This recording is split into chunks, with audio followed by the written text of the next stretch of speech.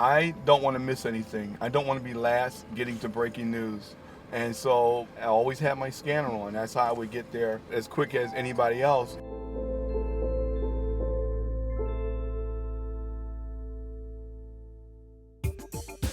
Well, this is where it all began, right here in the mailroom at WCAU. I got hired staff March the 4th of '74.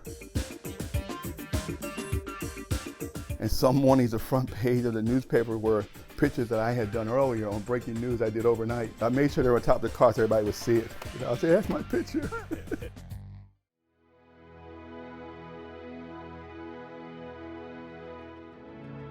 So his hard work paid off.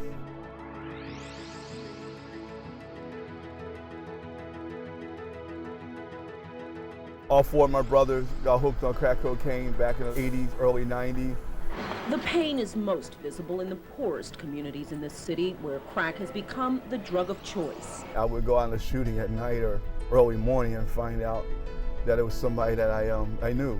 Sometimes I get myself too close to when it happens.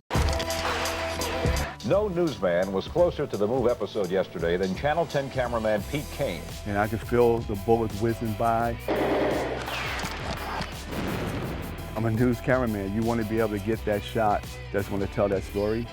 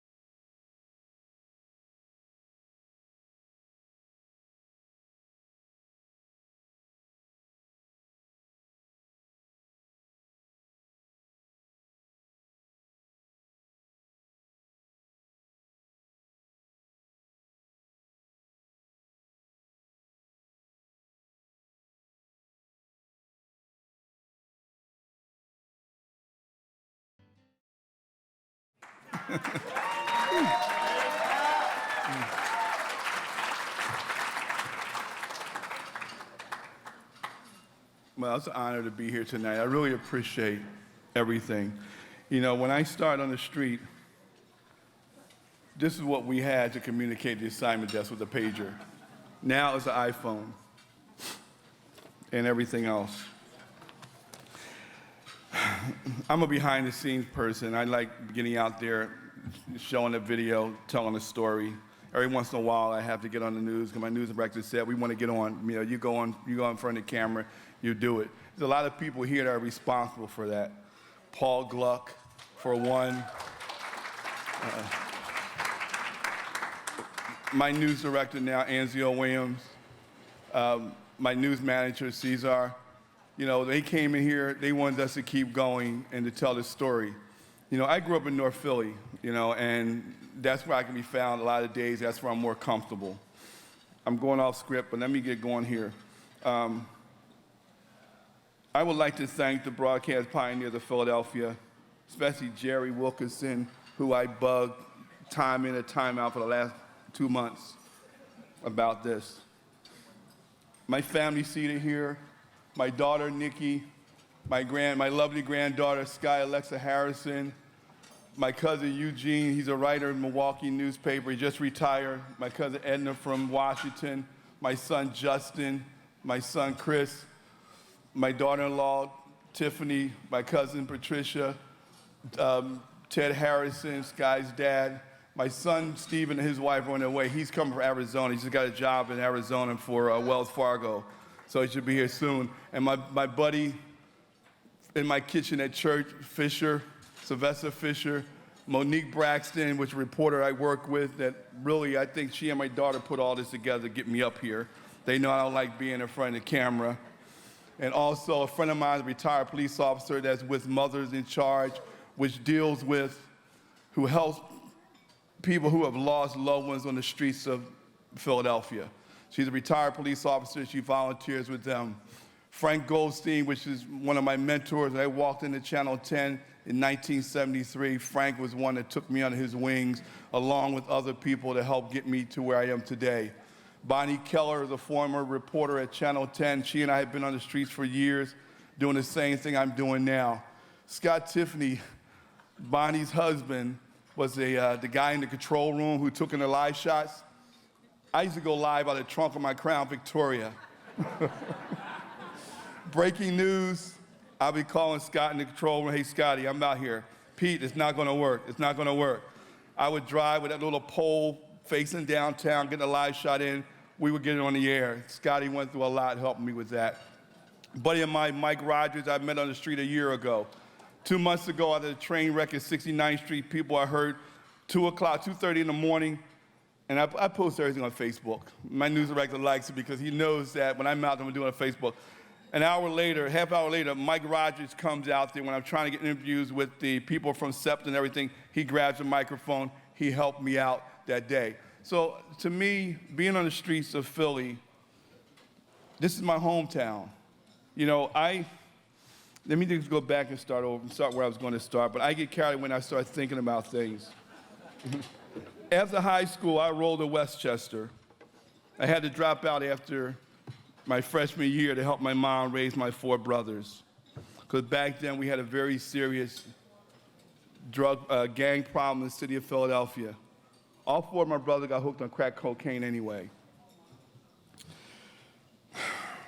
That summer I dropped out of Westchester. My cousin Cookie, she's passed now, she was a stylist, and one of her customers was Ann Campbell, was a personnel director at Channel 10.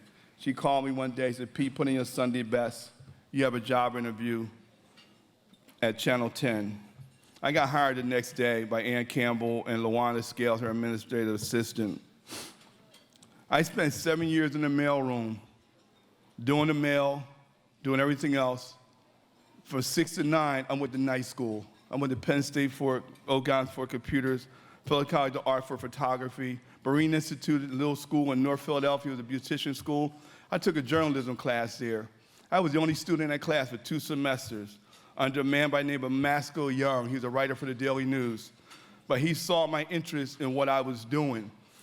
And when I left school at 9 o'clock, I would be out with my scanner on throughout North Philadelphia or wherever else in the city, covering fires, shootings, and accidents. On the weekends, I would do community events and everything. The station paid for me. We were then CBS. CBS paid for me to go to night school. And I was going to the police department in 1983. I always wanted to be a cop. And they said, no, hang in there, hang in there. So in 83, they hired me as a technician. So I came out on the street with Frank Goldstein. We went up with Ethan Butler. A lot of you from around the city know Ethan Butler was a notorious drug corner. Frank and I went undercover up there. We broke it wide open about the drug activity in the city of Philadelphia. One of the reasons I did it was to save my family. Half of my family got hooked on crack cocaine anyway. It took 20 years for my sister and I to get our brothers clean from cocaine. In 2001, my brother Jackie had a massive heart attack on a dialysis machine because he used crack cocaine the night before. So what you all are dealing with out here now are the sudden deaths from the drugs that are going on. What I dealt with back in the 80s and early 90s was crack cocaine.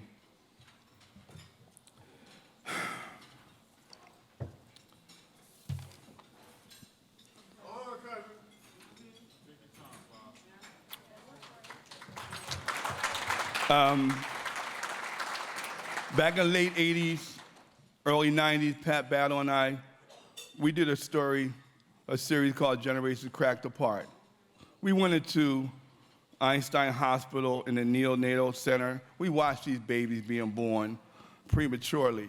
I remember one of the nurses said to us, in 5 years, when these kids are going to school, they're going to be out of place. I watched it for the last 25, 30 years. And it really hurts. So I just thank God that my news director, my news manager are letting me do what I enjoy doing. Someone's got to tell the story. I don't only tell the story, I live the story. You know, I still belong to my church in North Philadelphia. I mentor a lot of kids. I go to different schools and I talk to these young kids about doing something with their life. I work the overnight shift now, and I took that by choice. But every night there's a shooting on the streets of Philadelphia. And the thing is, the story has to be told. A lot of times you don't want to see it, but it's there. You know, I have a brother now that's serving probably 10 years in prison. He's, a quarter of his life was in prison. You know, one of his cellies a couple months ago was Don Tollison. You know, it's, I don't know. Like I said, I can go on, but I won't do that. I've lost 5 of my relatives on the streets of Philadelphia, young black males, in the last 7 years. You know, Farrakhan was, he was killed 7 years ago, 63rd and Walnut Street, sitting in a car with a buddy of his. So when I do a story overnight with a young black man, woman, child, whoever, killed in the streets of Philadelphia, it's not someone else's story, it's my story. And being honored here tonight by the pioneers, broadcast pioneers, it means a lot to me. I don't look for an honor, I don't look for an award. I just want to do my job. You know, when MOVE happened in 1985, I hid in a house that Mother's Day. I didn't have to. I could have stood out in the corner, you know, where the other camera people was, but I didn't. I wanted to go behind the scenes. That was May '85. If I went to the police department in '83 like I was going to go, I would have been out there probably. I went through 10,000 rounds of bullets that day. I watched 9 people lose their lives. I heard the yelling and screaming in the back of the Osage house. It's still a nightmare for me. My son sitting out here, Chris was 3 weeks old. So when I'm in that house, I'm thinking about where I get to see my son again. But I took the job to be a photojournalist. I know what it's like on the street. I've been in 6 shootouts basically my life on the street as a cameraman, but I chose that career. We've watched what happened in that church a couple weeks ago. We watched what happened out at that concert. That's life. A cameraman's job is not easy. Like they talked about the editors, those editors know what we go through, you know, and when we walk out that door, whenever I do anything that's dangerous, Anzio or Caesar or Sal, they'll ask, are you going to be okay? If you don't feel comfortable, don't do it. When I went into the house on Osage Avenue, the news director back then, when I told him I made a contact to go into the house on Osage Avenue, the first thing he said is, are you going to be okay? I said, I'll be fine. You know, but being a cameraman, to tell the story, you have to go into it. So tonight I want to thank you all for being here, for honoring me tonight. I don't look for any awards. All I look for is just people trying to do what's best for other people who can't do for themselves. So God bless you all, and thank you again.